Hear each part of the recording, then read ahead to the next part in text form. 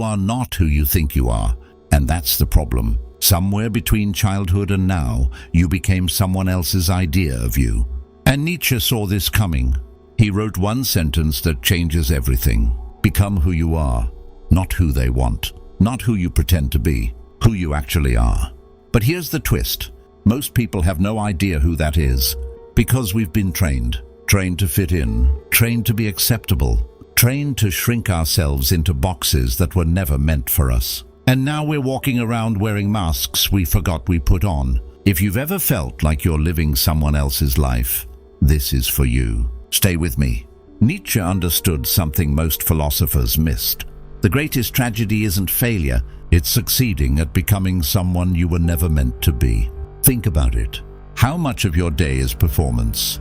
How many of your opinions aren't even yours? How many of your goals were handed to you by parents, teachers, Instagram, society?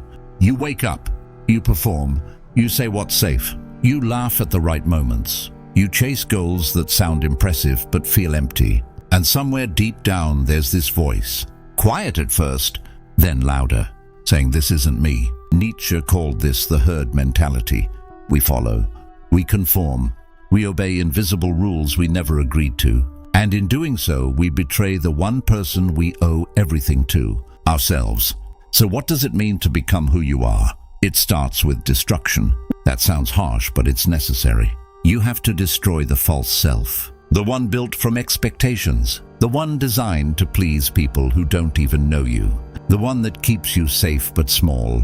Nietzsche said, you must be ready to burn yourself in your own flame. How could you rise anew if you have never first become ashes? This is the part no one talks about. Becoming yourself isn't some gentle unfolding.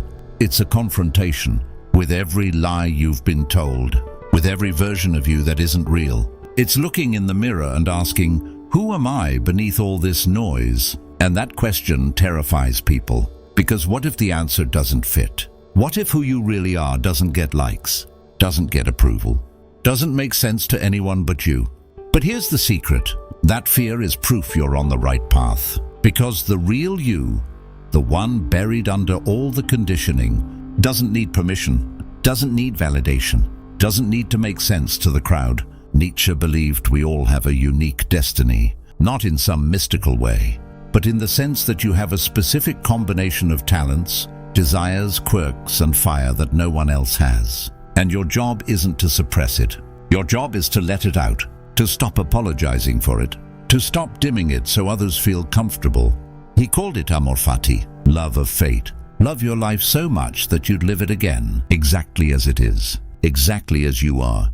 Not the edited version, not the version that fits, the raw, messy, unrepeatable version that only you can live. So how do you actually do this? How do you become who you are in a world that punishes authenticity? Step 1. Stop asking for permission. You don't need anyone's approval to be yourself. Not your parents, not your friends, not the algorithm. Step 2. Get comfortable with being misunderstood. The herd will never understand the individual. And that's fine. You're not here to be understood by everyone. You're here to be true to yourself. Step 3. Listen to the whisper. That quiet voice that says, this excites me. This feels right. This is mine.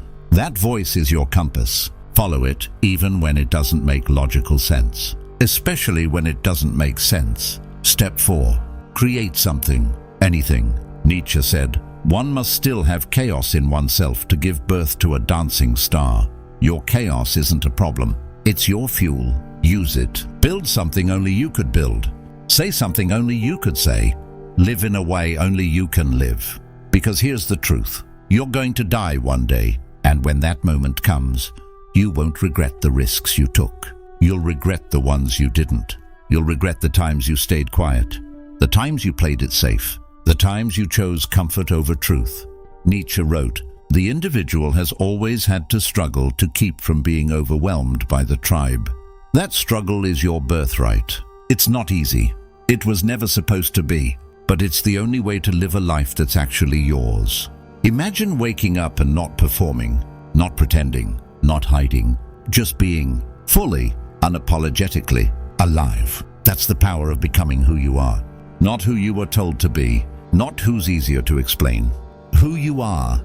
So ask yourself, right now, who am I beneath all the noise? What would I do if I stopped caring what they thought? What part of me have I been hiding? And what would happen if I finally let it out? You don't need to have all the answers. You just need to start asking the questions. Because the world doesn't need another copy. It needs the original. And that's you. The real you. The one you've been too afraid to become. Nietzsche left us one final thought. The privilege of a lifetime is to become who you truly are. So stop waiting for permission. Stop waiting for the right moment. Become who you are. Now.